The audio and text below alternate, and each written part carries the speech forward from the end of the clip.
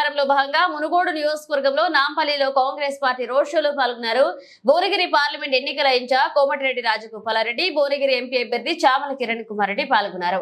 కోమటిరెడ్డి రాజగోపాలరెడ్డి మాట్లాడుతూ, ఇక 10 సంవత్సరాలలో అబద్దాలాడి ప్రజలను నమ్మించి అధికారంలోకి వచ్చిన వేల కోట్లు దోచుకున్న చరిత్ర కేసీఆర్దని, పేద బడుగు బలహీన వర్గాల అభివృద్ధి సంక్షేమమే కాంగ్రెస్ పార్టీ లక్ష్యమన్నారు.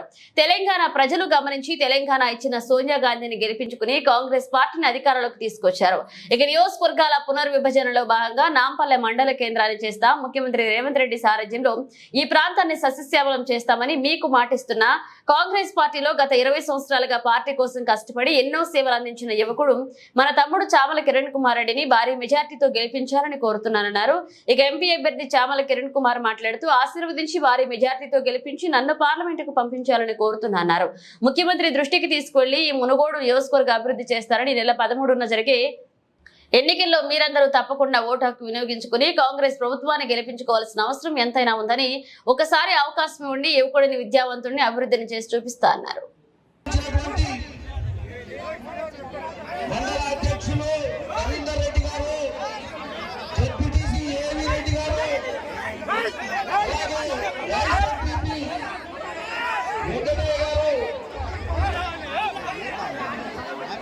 రఘుపతి రెడ్డి గారు, పూల వెంకటయ్య గారు, కుంభం కృష్ణారెడ్డి గారు, చాంద్ పాషా గారు,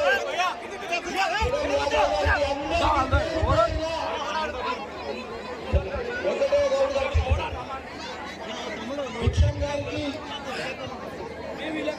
నాంపల్లి మండలంలో అత్యధిక మెజార్టీ ఓట్లేసి గెలిపినండి. మీ అన్నదమ్ముల ఇద్దరం కలిసి ఈ ప్రాంతాన్ని, మన ప్రభుత్వం ఉంది కాబట్టి ఈ ప్రాంతాన్ని, తెలంగాణ వచ్చిన తర్వాత మొట్టమొదటిసారి కాంగ్రెస్ పార్టీ ఉన్నది కాబట్టి ఈ ప్రాంతాన్ని అభివృద్ధి చేసే బాధ్యత మాది. ఈ రిజర్వాయర్, లక్ష్మణాపురం రిజర్వాయర్ కంప్లీట్ చేసి ఈ ప్రాంతాన్ని మొత్తం సస్యశ్యామలం చేసి ప్రతి ఎకరాకు సాగునీరు ఇచ్చి రైతులకు అండగా ఉండమని చెప్తున్నా. నేను మళ్ళీ చెప్పను, మీరు నాకు ఓటేసి గెలిపిస్తే మీకు జన్మలకు రుణపడి ఉంటా. ఈ మునుగోడు గడ్డ ప్రజల కోసం నా జీవితం అంకితం చేస్తానని చెప్తున్నా. మీకు ఈరోజు తెలంగాణ రాష్ట్రం మొత్తంలో ఎన్నికల సందర్భంగా భువనగిరి వైపు చాలా మంది చూస్తుంటారు. రాజగోపాల్ రెడ్డి గతంలో పార్లమెంట్ సభ్యులుగా పనిచేసింది కాబట్టి తమ్ముడు వాళ్ళకి చెప్పిన మాట ఇచ్చినా తప్పకుండా గెలిపిస్తామని చెప్పిన. నా మాట మీద గౌరవంతో మీరందరూ కూడా గెలిపిస్తారా లేదా? మన తమ్ముడు ఒకసారి చేయాలని గెలిపిస్తాను. మీ అందరూ కూడా నా మాట నిలబెట్టాను. కాంగ్రెస్ పార్టీ అధిష్టానానికి, ముఖ్యమంత్రి రేవంత్ రెడ్డి గారికి కిరణ్ కుమార్ రెడ్డిని గెలిపించి బహుమతిగా పార్లమెంట్ సభ్యులుగా మనందరం కూడా మనం పార్లమెంట్ పంపేయాలి. తమ్ముడిని పార్లమెంట్ పంపిస్తే పార్లమెంట్ లో మన మునుగోడు సమస్యలు కానీ, భువనగిరి పార్లమెంట్ సంబంధించిన ఏ సమస్య వచ్చినా కేంద్రం నుంచి రావాల్సిన నిధులు కానీ, కేంద్రం నుంచి రావాల్సిన అనుమతుల విషయంలో కానీ, మన సర్కార్కు తెలంగాణ ప్రభుత్వానికి రావాల్సిన నిధుల కోసం మన తమ్ముడు పార్లమెంట్ లో గొంతు వినిపిస్తాడు. ఒకప్పుడు నన్ను గెలిపిస్తే మీ గొంతు వినిపించి తెలంగాణ పార్లమెంట్ ఎట్లా తెచ్చిందో ఈ ప్రాంత అభివృద్ధి కోసం తమ్ముడు మనకు సహకరిస్తాడు, మన వెంట ఉంటాడు. ఇప్పుడు బీఆర్ఎస్ వాళ్ళ పరిస్థితి ఎట్లుందంటే ఆ పార్టీ బతికేట్లుంటుందా? మీ నాంతల మండలం బీఆర్ఎస్ ఉంటుందా? మూడో నియోజకవర్గం ఉంటుందా? అందరు కూడా బీఆర్ఎస్ వాళ్ళు కూడా కాంగ్రెస్ కండువా కప్తానికి రెడీగా ఉన్నారు. మరి మీరందరూ కూడా ఒక పెద్ద మనిషితోటి